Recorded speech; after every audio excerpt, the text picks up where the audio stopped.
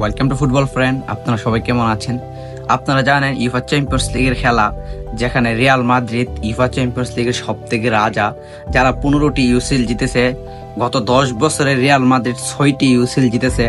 Real Madrid পৃথিবীর সব থেকে সেরা দামি ক্লাব এবং এটা রাজকীয় মাদ্রিদ, আলা মাদ্রিদ, সান্তিয়াগো বার্নাব্যু। রিয়াল মাদ্রিদকে নিয়ে কোনো টলের প্রশ্নই আসে না।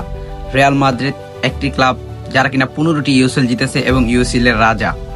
আর্সেনালের সাথে রিয়াল মাদ্রিদ 2-1 গোলে হারলো লাস্ট দ্বিতীয় ম্যাচে, এবং প্রথম ম্যাচে আর্সেনালের মাঠে 3-0 গোলে হারলো।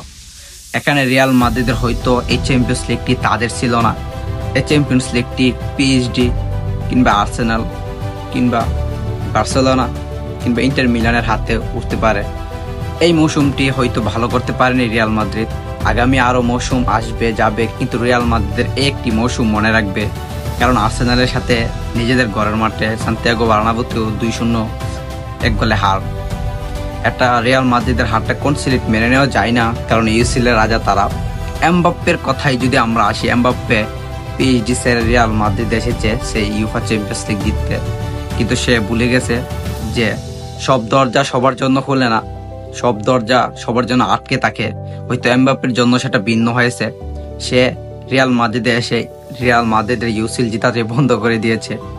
এখানে এমবাপ্পের কপালটা ঠিক এক দুর্ভাগা।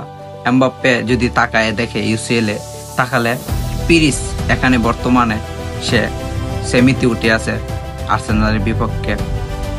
একজনের হতভাগা একজনকে দিয়ে সামলানো যায় না, তাই এমবাপ্পেকে দোষ দিলে চলে না। এই মৌসুমটা রিয়াল মাদ্রিদের কার্লো আনচেলত্তির অনেকটাই দোষ রয়েছে।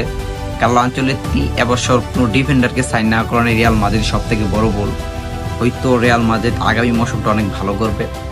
আগামী দিনে চাই রিয়াল মাদ্রিদ অনেকটা ভালো করুক। আর একটা দল খারাপ খেলতেই পারে, তাকে নিয়ে টল করার কিছু নাই। হয়তো রিয়াল মাদ্রিদ এই মৌসুমটা ভালো করতে পারে নাই, আগামী মৌসুমটা ভালো করবে। আপনারা জানেন রিয়াল মাদ্রিদ 2022 সালে ইউফা চ্যাম্পিয়ন্স লিগ জেতার পর 2023 সালে সিটির কাছে 4-0 গোলে হারে, এবং 2024 সালে তারা বরুসিয়া ডর্টমুন্ডকে 2-0 গোলে হারিয়ে ইউফা চ্যাম্পিয়ন্স লিগ জয় করে। হয়তো তারা 2025 মৌসুমটা তারা ভালো করতে পারতেছে না, হয়তো সামনে আরো ভালো করবে, ভালো কোচ নিয়োগ দিবে। সবসময় রিয়াল মাদ্রিদ আছে এবং রিয়াল মাদ্রিদ থাকবো, আলা মাদ্রিদ।